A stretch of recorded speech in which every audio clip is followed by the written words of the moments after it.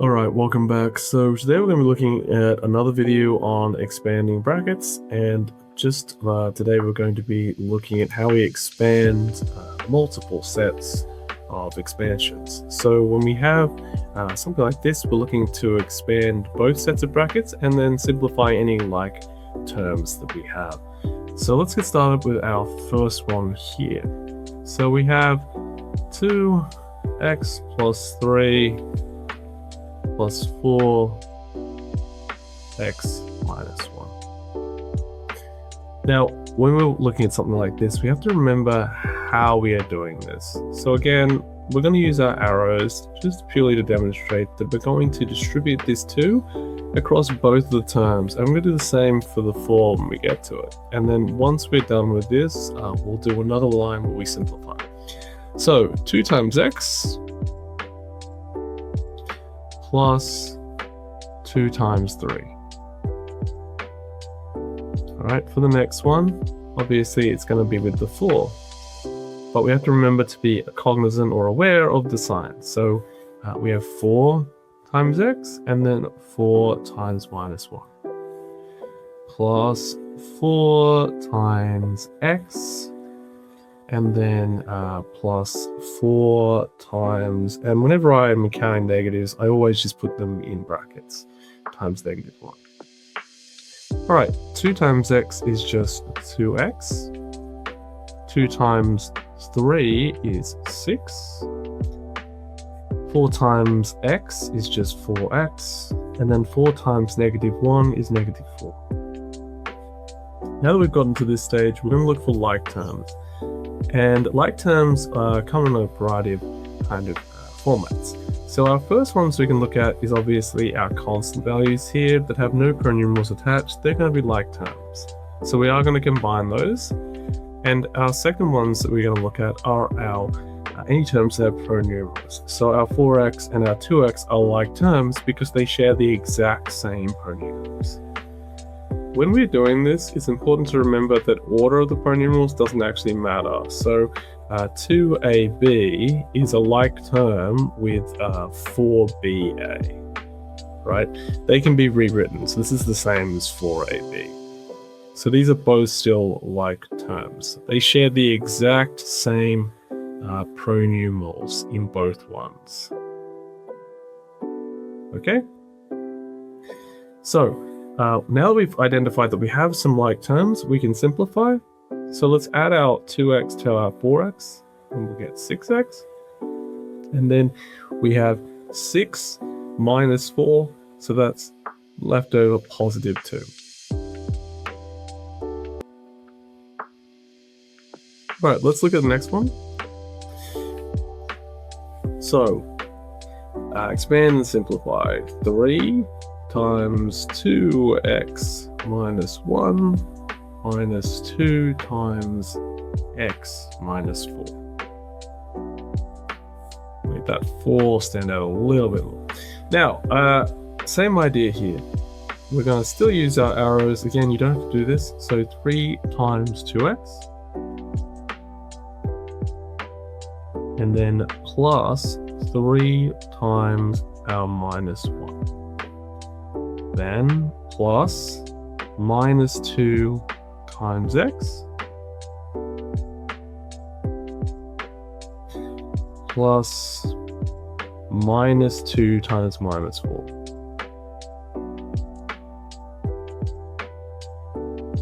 Now you again don't have to do the brackets around the negative signs. It's just something that helps to remind me essentially to be aware of the signs. So 3 times 2x, well that's going to be 6x. 3 times our negative 1, that's going to be minus 3. And then our next one is going to be negative 2 times x, well it's minus 2x. And then our last one here is minus 2 times minus 4. So a minus multiplied by a minus will just be a positive. So then we just consider 2 times 4, which is 8, plus 8. Now we're going to look for anything at all we have as our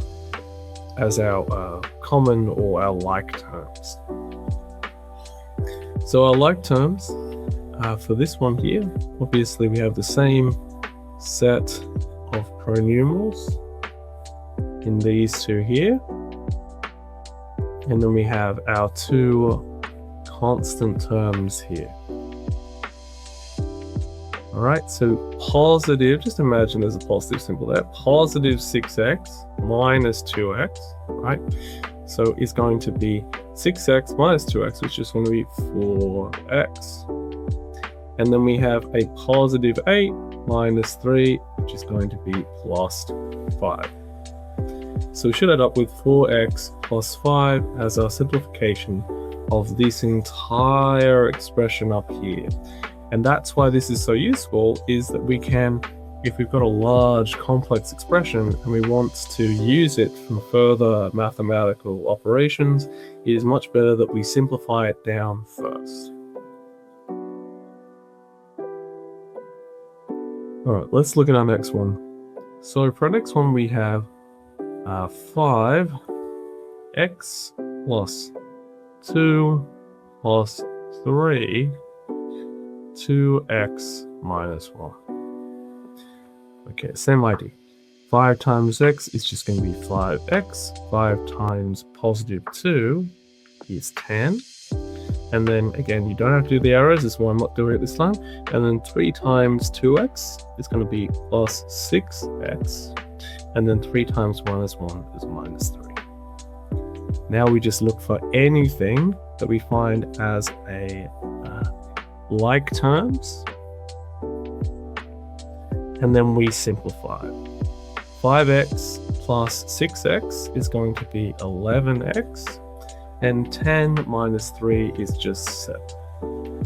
So you can do it without the arrows very quickly when you're used to it, but if you're not and you're not feeling too comfortable, just continue using the arrows. It takes an extra minute. It's not really worth getting wrong. All right, let's do another one. So our next one, we have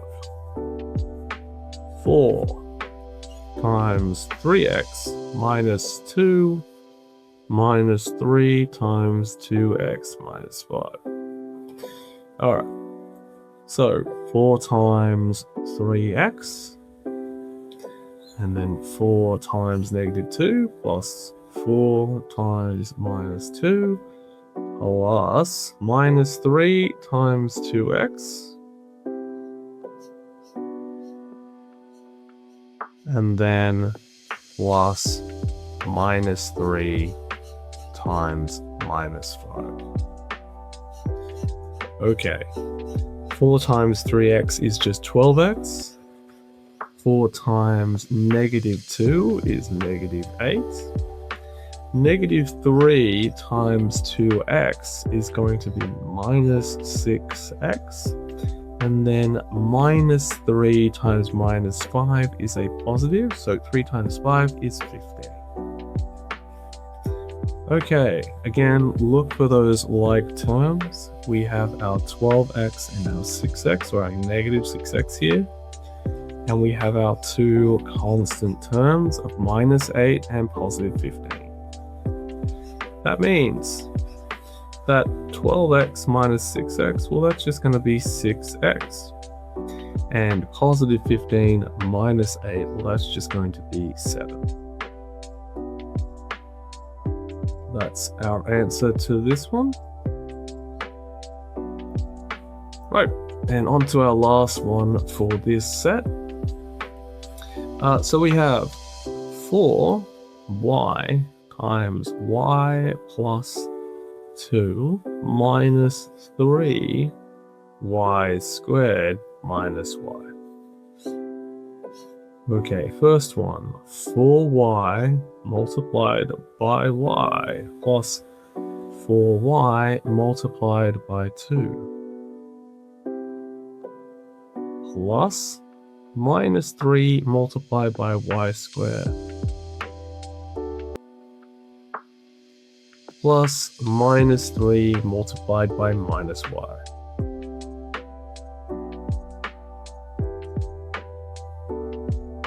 Okay, 4y multiplied by y is just going to be 4y squared.